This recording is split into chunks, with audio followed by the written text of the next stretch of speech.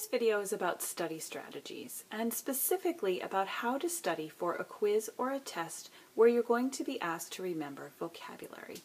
Now, one of the old standbys for studying is to use flashcards, and flashcards are great because you write the word on one side of the card and the definition on the other side, and just that act of writing it down helps you to remember it better.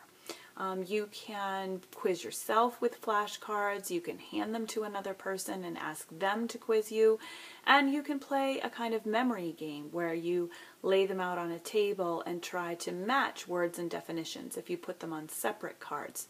So there are lots of different things that you can do with flashcards that are really helpful. Another method, though, to try is chunking. And chunking is where you take the words and you divide them into certain categories. So you might take all of the nouns and put them in one group and memorize them that way, and then all of the verbs and all of the adjectives and so on. Or you could chunk them alphabetically and look at all of the A words and then all of the B words. Or you could chunk them by definition. So there are lots of different ways to do that method as well, and you can mix and match. And then when you take the test, you could even go through and answer all of the questions that have vocab words that start with A first, and then the ones that start with B, and so on. And that just helps give you a method or a rhythm to use as you're taking the test that might help you to remember the words better. You can always look at the words in context. I think that's really helpful, especially with these words that we're talking about right now coming from stories. So you could go back to the story, find the words in the sentences, copy down those sentences or type them up, or make your own sentences with the words. And in context, it will help you to remember that definition.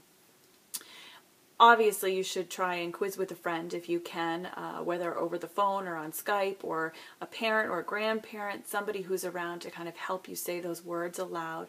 For some of you who need to move, it's perfectly fine to walk around the house and say the words to yourself, or walk around outside. Get some movement in there, and sometimes that will help you to retain those words.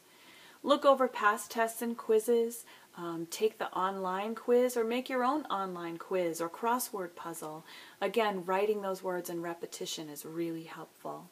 And frequency is also helpful. I hope you have been studying already, but you really should study a little bit every night, because that repetition, again, will help you to retain all of that information. Now, at the bottom of the screen is a secret code for you to bring in on Monday and put at the bottom of your test, and you will get 5 bonus points if you do that. Good luck.